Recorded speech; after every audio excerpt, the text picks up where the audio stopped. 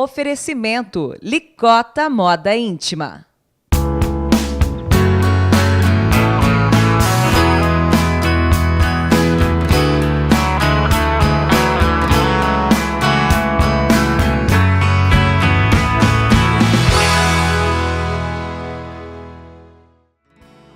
Na primeira metade do século XX, São Bernardo do Campo, então apenas município de São Bernardo, iniciava o seu processo de industrialização.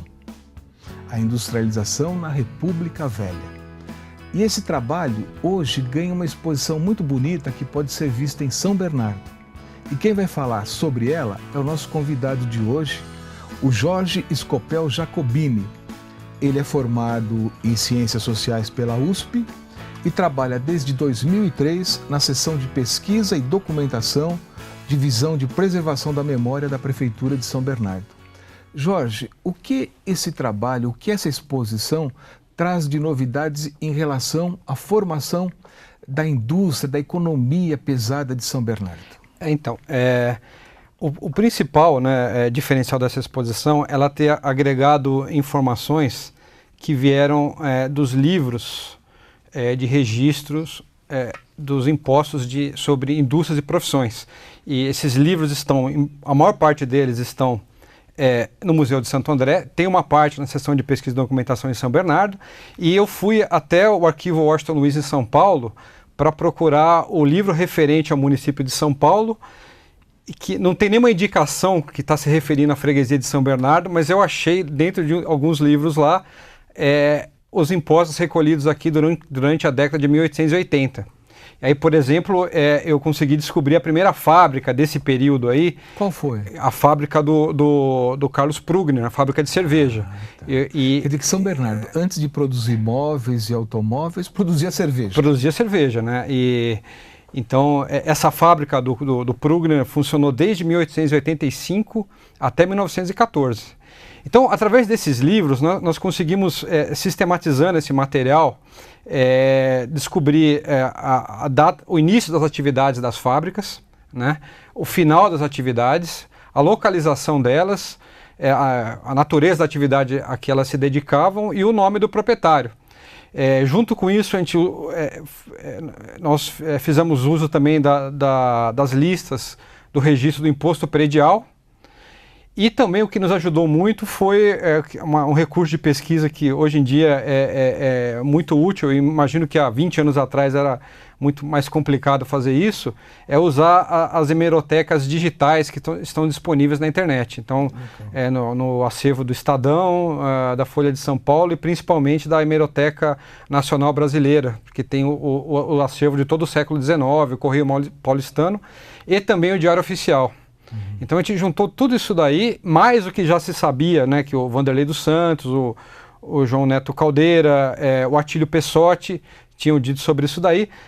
As várias entrevistas que nós temos lá na seção de pesquisa e documentação, né, que desde a década de 70 nós temos depoimentos lá relacionados a esse assunto. Então foi possível criar construir um panorama, né, do começo e meio fim desse processo de industrialização. E agora, o que inspirou também o viés teórico da abordagem aí e a importância teórica dessa abordagem foi uma tese de um historiador chamado Marco Antônio Brandão, que é da Universidade da Unesp de Franca, onde ele abordava a industrialização na região de Ribeirão Preto, no interior de São Paulo, mas na colônia dos imigrantes lá em Ribeirão Preto. E ele fazia uso de uma documentação parecida com essa que nós tínhamos aqui e focava também o quê? A pequena indústria, que segundo ele seria digamos, um ramo da indústria que é deixado um pouco de lado, né? Não é dada a devida importância a pequena indústria, na historiografia, na bibliografia sobre a história da indústria no Brasil. Se pensa sempre nas grandes indústrias, né, no grande capital, e ele fala disso daí. Nesse período que vocês estudam, né, quer dizer, eu falei da Primeira República, que inicia no século XIX e vem até meados do século passado, a iconografia é muito rica. Por exemplo, aquela foto que vocês divulgam primeira fachada da fábrica de móveis Miele é uma coisa rara. Sim, aquela foto lá, ela está no Caldeira.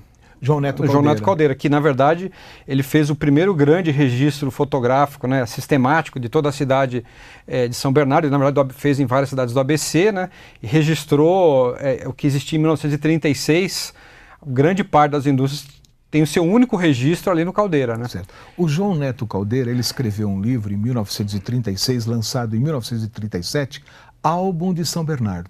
Quer dizer, é um livro que tem toda a história nas páginas centrais, e para tornar possível a publicação do livro, ele recorreu às indústrias de então. Quer dizer, hoje a maior riqueza não é nem tanto o levantamento histórico, mas a publicidade que ele fez fotografando essas firmas. Sim, sim.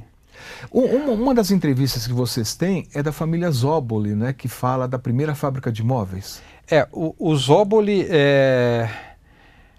a Santa Clara, né, foi a fábrica da família...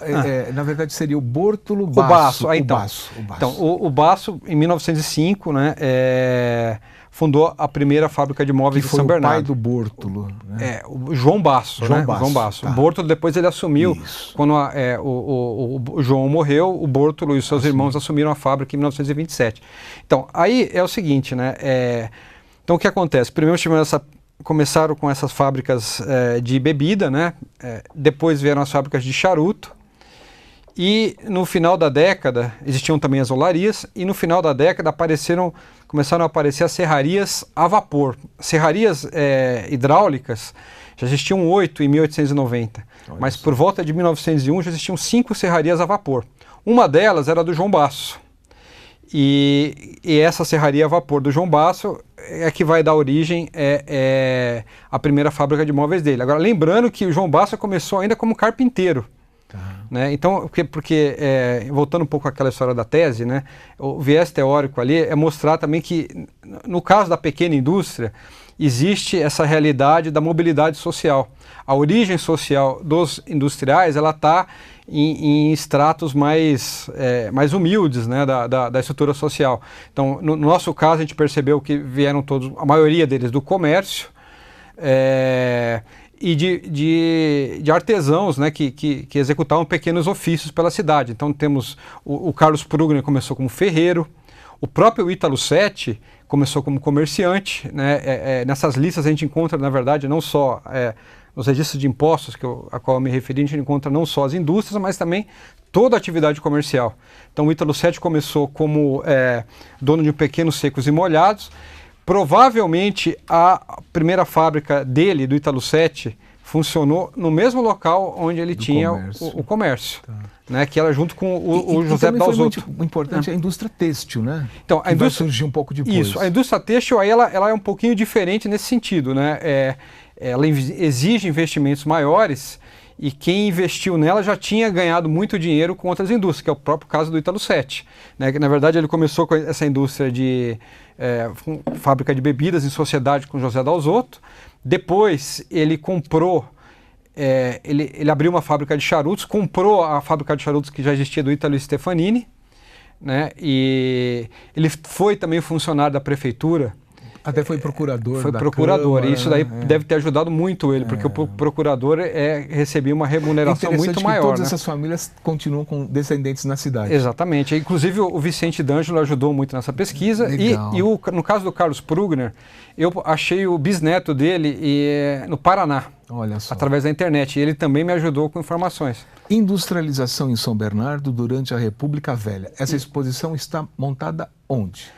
Ela está lá na esquina da Alameda Glória com a Jurubatuba, mas ali, se você for até lá, você vai encontrar uma mostra que está por fora, né, que foi colocada recentemente, mas não é essa. Aquela lá é só uma pequena mostra fotográfica que também tem fotos de fábricas de móveis. Mas essa exposição está no nosso salão, onde tem atendimento ao público. E poderá ser vista até quando? Até 10 de junho. Tá. Jorge, fala um pouquinho nesse encerramento dessa conversa sobre a seção de pesquisa e memória de São Bernardo. Então, a seção de pesquisa e documentação da Divisão de Preservação de Memória, ela existe desde 1976. Né? Ela começou como Sala São Bernardo, no interior da Biblioteca Monteiro Lobato. Depois, desde essa época, ela já fazia um trabalho de recolhimento de acervo e principalmente de depoimentos históricos, né, que era uma coisa muito rara naquele momento, né. No começo dos anos 70 foram gravados dezenas ali de depoimentos que são importantíssimos até hoje. Ela se transformou nos anos 80 em supervisão de pesquisas. Agora, Mas a raiz, de qualquer forma, é a Sala São Bernardo. É a Sala São Bernardo. Depois virou Serviço de Documentação da História Local, Serviço de Memória e Acervo, e agora Seção de Pesquisa e Documentação. Então, desde os anos 70, vem sendo acumulado ali um acervo muito grande relativo à história de São Bernardo, né? São dezenas de milhares de fotografias, negativos, são coleções de jornais. Coleções de jornais muito grandes. Desde 1911 nós temos registros. Aquele filme de 1953 é uma preciosidade. Também, né, no quarto também. Centenário. Jorge, muito obrigado, viu, de você comparecer. Obrigado a você. Se vocês, de toda parte do ABC, quiserem assistir essas duas exposições, interna e externa, basta descer na estação, no ponto de ônibus do trólebus de Djalma Dutra. Será uma tarde inesquecível, um dia inesquecível em São Bernardo. Vocês verão as duas exposições, mas também poderão pesquisar muito do que aconteceu em termos de formação da nossa história e da identidade do grande ABC. Até a próxima semana.